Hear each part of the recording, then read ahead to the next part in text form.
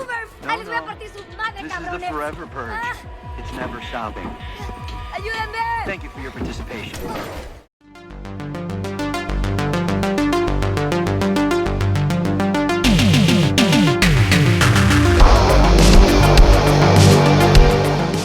We are talking the Forever Purge. Now, this is now a fairly long-running series of movies and actually has spawned a TV show spin-off as well. Now, the last movie in this series was the first Purge, which was a prequel. So this obviously takes place after Purge election year, which was the last one, if you kind of watch them in chronological order.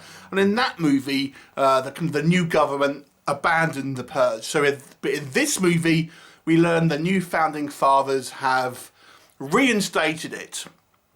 And it focuses primarily on a Mexican couple who arrived in America illegally and are now working on a kind of ranch. And this is their first kind of purge in America. Now, the guy, the American one, his name is, I think, his seems to have a little bit of a kind of a rivalry with the son of the kind of the local kind of rancher, the kind of the guy, you know, played by Will Patton, who's kind of like the main guy in this ranch. And we learn that, you know, that maybe something's going to go on there. So we have our kind of our actual Purge night, which is actually only a minor part of the movie.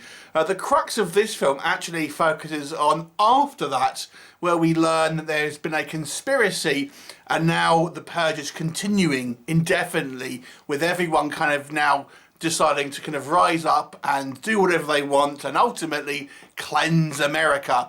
The parallels to the political kind of situation in America are somewhat obvious in this movie, and obviously this is a kind of you know, exaggerated version of maybe some kind of like political things that have happened in the States and stuff like that. But in the context of this universe, I've got to say I actually enjoyed this movie a lot more than I thought I would.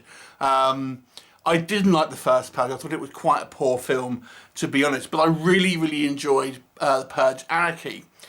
And this one, I have to say, it feels a little bit like a John Carpenter film in a way, in this sense that this movie reminded me a lot of Escape from New York meets kind of the Assault on Precinct 13. It kind of reminds me of those two, and as such has a sort of a John Carpenter-esque kind of feel to it. It doesn't really feel much like a Purge film in a way, because it's really just kind of like people trying to get out of America and, you know, and kind of avoid all these, you know, maniacs. And there's more political kind of stuff going on here than any other kind of Purge film, I would say. And there's less of the kind of like the elaborate kind of masks and kind of and things like this, and more of just kind of like rioting.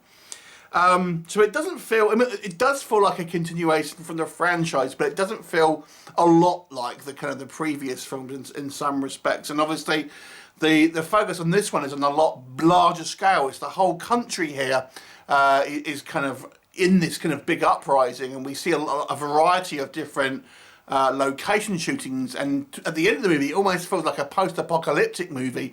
And I guess in a way you could say this is an apocalypse movie. Certainly the apocalypse of the American way of life within the context of this movie universe. So in a way it actually ends up becoming a kind of, not maybe post-apocalypse, but an apocalypse movie.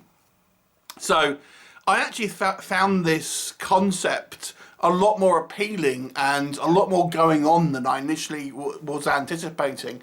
I do have some problems with the story, which I'll come on to, but as a you know, piece of entertainment at least, I mean, there's some logic issues I have with it, but for a piece of entertainment, I thought this was, you know, if you like post-apocalyptic movies, kind of like, I mean, it doesn't go as far as the Mad Max kind of stuff, but I think you'll enjoy it. And it feels more like that than the kind of the Purge films that we've kind of seen previously, but it doesn't feel like a million miles away and like it's a completely different franchise. So that's very good.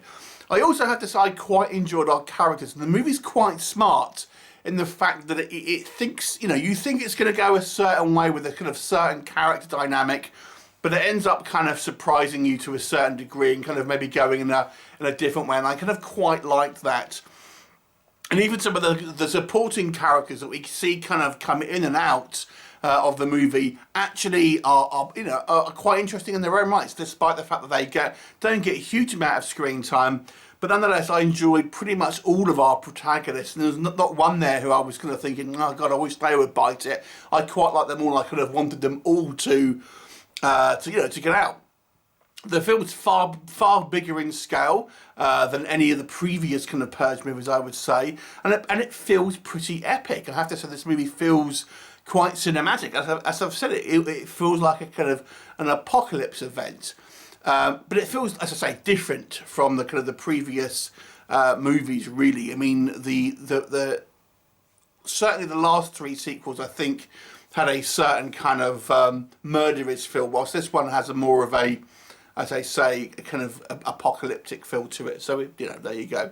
The only thing to me that kind of a little bit, I thought was a little silly, is that this movie wants us to believe that the government was completely unaware of this massive conspiracy between all of these kind of individuals about this kind of forever purge, who is kind of like organised and sort of, decided to rise up after the official end date, official end time of the purge. And we're meant to believe that all of these quite unhinged people were that organised, and the government did not know about it. That I found quite hard to, fathom, to be honest. It seemed like a big stretch, even kind of in the context of the universe where the Purge movies exist. It seemed like a bit of a stretch to me. And then through the movie as well, there's a scene towards the end where we kind of get a main bad guy. And again, the way he is portrayed, I didn't think it was, he kind of has a vendetta against someone. I thought, really?